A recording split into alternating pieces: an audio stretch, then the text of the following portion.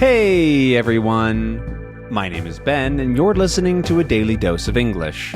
This is a short, simple podcast that you can listen to every day to improve your English. You can find the transcripts for all episodes and more on benslanguagelab.com. I'm glad you could make it today. In this episode, we're going to be talking about comfort food. Comfort food. Not really food that is comfortable, but gives you a sense of comfort is what we call comfort food, really. And it's a relatively common thing to talk about and to think about and to eat because a lot of people like comfort. And I thought it'd be a fun episode to talk about different kinds of comfort food, what it might mean, and that sort of thing. So in general, comfort food is some sort of food that makes you feel happy and safe and comfortable with where you are and that sort of thing. For a lot of people, it's something that's warm and is familiar, and it's something maybe from their home country, and it's this sort of almost nostalgic food as well. Some people, their comfort food isn't very good. They know that it's not the best food, and they don't like it that much, but it is comfortable and it makes them feel good. It's also very nice to have when you're sick or when you're having trouble or you're sad or something like that, because it is usually sort of soul-filling, I guess. Yes, it fills your belly, but it also fills your soul to make you feel good. A classic example of an American comfort food is chicken noodle soup. Chicken noodle soup is pretty common in most of the U.S. as a food to eat when you're sick or when you're tired or when you're just sort of wanting a little bit of that comfort because it's warm, it's filling, it's delicious, and we do it with the noodles in the U.S., so we call it chicken noodle soup. So with pasta, and so there's also that just pasta is just good to fill up the soul. And so chicken noodle soup is definitely a good comfort food. It's also great when you're sick and you want a little bit of that soul warmingness from your food and that sort of thing.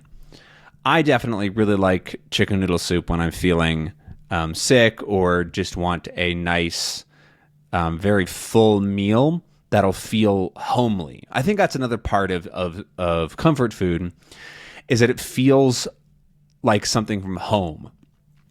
It doesn't make you feel like you're in a restaurant or you're somewhere totally random and foreign, but instead at home, maybe that your mom or grandma made for you, and it just makes you feel safe, I guess we can also say.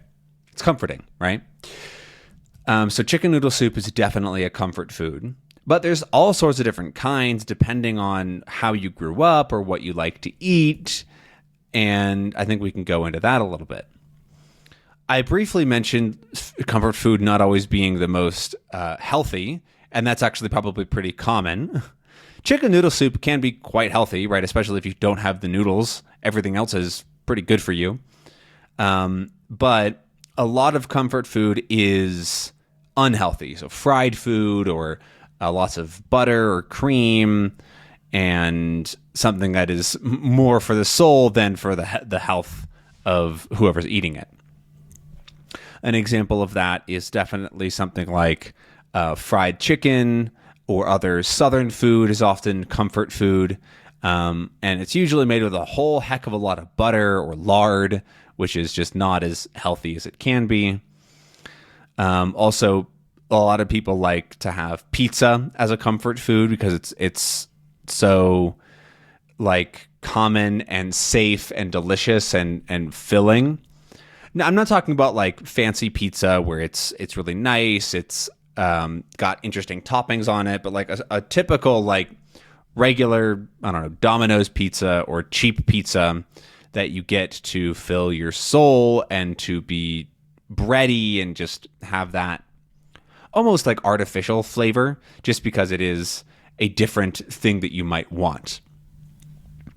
A lot of people also have fast food as sort of comfort food, which is why if you go abroad, if you go to other countries, you will often see people that are foreign eating at fast food restaurants because it's familiar. I don't know if I explained that great, but for example, a lot of Americans, when they travel, so they're in Europe or Japan or something, they're far away from home, and they aren't eating local food because they want this foreign food. They want something else. They want something, they're craving home food. They're craving comfort food, which reminds them of home.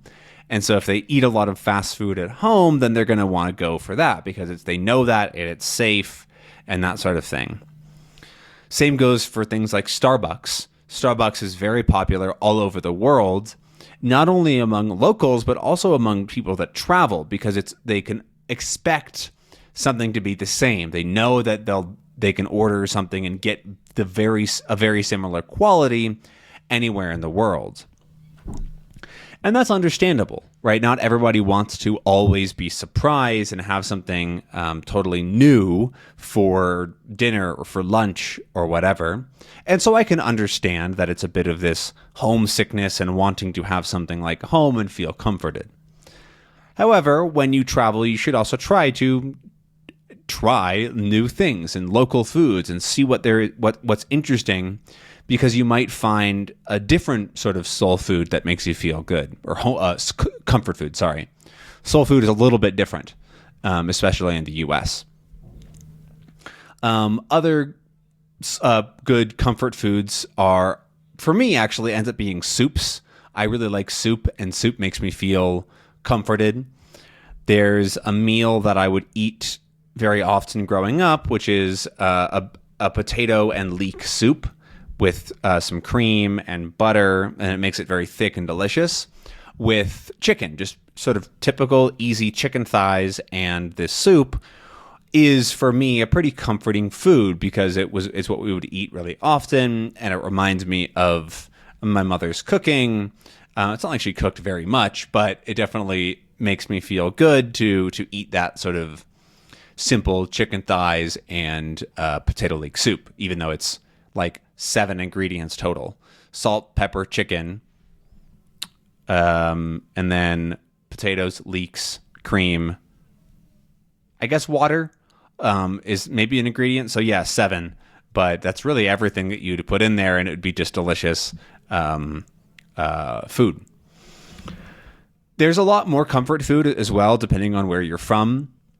Right, so when I think of some Mexican comfort food, I think of things like pozole, or even like just going to get some barbacoa, or if you are into other kinds of tacos, depending on what you maybe grew up with or eat a lot. And so for me, barbacoa has definitely become a comfort food because it's always going to be good, and you get the broth on the side, which is called consommé.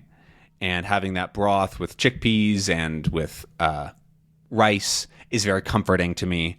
It's very warm, and it just tastes very delicious. And so that's definitely become a comfort food for me as well. I've also seen, obviously there's comfort foods all over the world, but when I think of other foods that are comforting to me is, again, I'm thinking of more soup. So ramen is a comfort food. Especially not cup ramen, like instant ramen that you make from a package is very comforting to me as well, because I make it with a couple of extra things, some dumplings, some broccoli or whatever, and then it becomes this full bowl of comforting, delicious soup with noodles. Oh yeah, just noodles in general are definitely comforting for me. I feel like I'm talking about a bunch of different things. Right now I'm just thinking of food because I'm hungry. But I hope that that's okay and doesn't bother you. But anyways, I'm kind of running out of time here. But my whole point with comfort food is that if you are feeling a little bit sad, or you're extra hungry, or you're sick or something like that, having a comfort food is a great way to refill your soul and your belly, and is a very nice way to also to like invite somebody into what you enjoy.